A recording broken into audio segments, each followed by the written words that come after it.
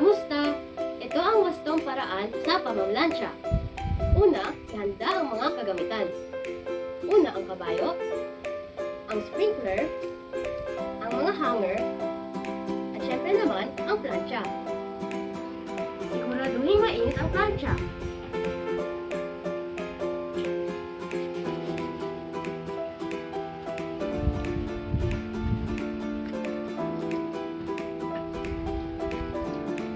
Sa pantalon naman, sundan ang liston.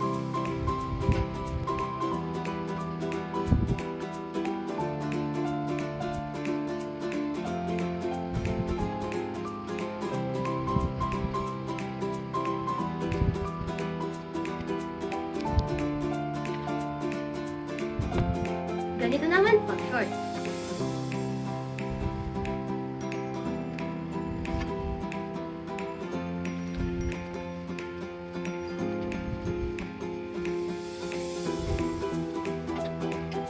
Sa t-shirt naman tayo.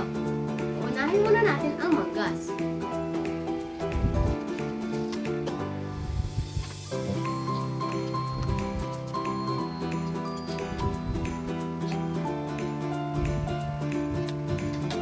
Tapos, sa katawan naman tayo.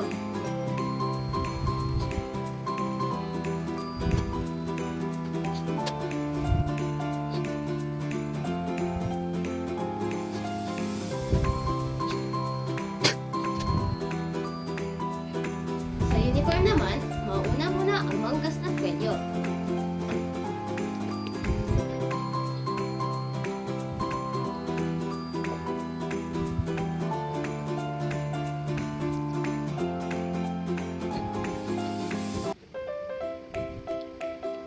Pagkatapos ay ang katawan at ang laylayan.